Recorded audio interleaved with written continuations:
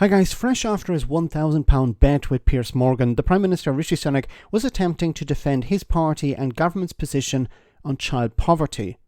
He was interviewed by Rachel Burden on Radio 5 Live, where she explained in very damning terms the picture of decline in general health, but the health of children in particular. What was the Prime Minister's response to 1 in 5 children being overweight and 1 in 4 being affected by tooth decay? Well, we have a plan for the future. Have a listen to this. Then I'll give you a list. A report out yesterday on children's health in the UK. The number of children living in extreme poverty going up. A fifth of children overweight or obese by the age of 5. 1 in 4 affected by tooth decay. We're talking about a general picture of declining health amongst children in this country.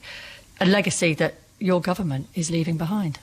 Well, actually, if you think about children's health, just in the last few weeks, I've made a series of announcements that will be, I think, incredibly beneficial for children's health. That is what is happening right now. That's from the Academy of Medical Sciences. Well, actually, that's the state of play in this country I haven't at the seen moment. those figures, but what I can tell you is since 2010, the number of children living in poverty is down. The number of people living in poverty is down. Inequality is lower. Actually, the number of children growing up in a house where nobody works is down by hundreds of thousands.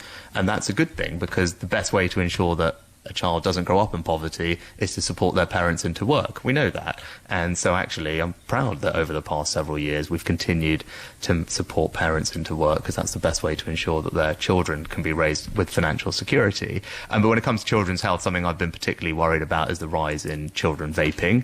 We've seen an alarming rise in children vaping. Children shouldn't be vaping. We don't know about the long-term effects of it. Nicotine obviously is addictive, and that's why we've announced very strong action to tackle that with banning of disposable vapes. We've but talked also about that extensively on...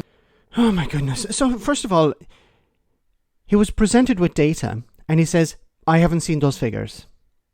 How is it possible that you haven't seen those figures? You haven't been presented those figures. You should be presented those figures because those figures are important. And then he went on to lie. Oh, poverty is down.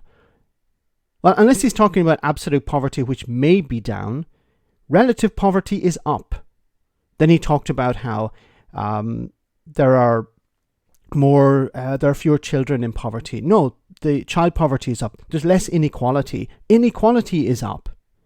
And then, of course, the old Tory mantra, if you want to get out of poverty, get a job. Well, the number of people who are working and poor, the number of people who are working and on benefits has increased. The reliance on food banks and food parcels has increased dramatically under the Tories. And then finally, well, I care about child health. I've banned vaping. like the real issue, of course, is poverty, which is driving obesity, which is driving tooth decay.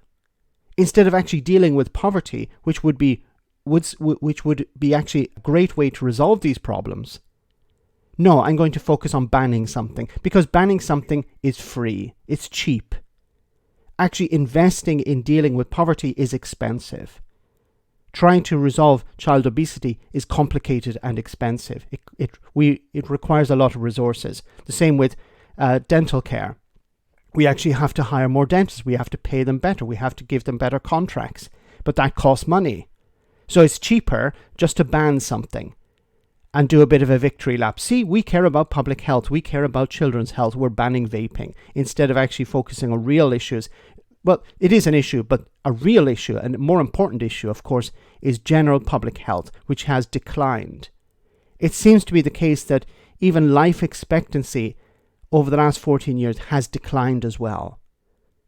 The Tories are making it more difficult for people to live, literally. And finally, the thing that he always pushes is, well, we have a plan for that.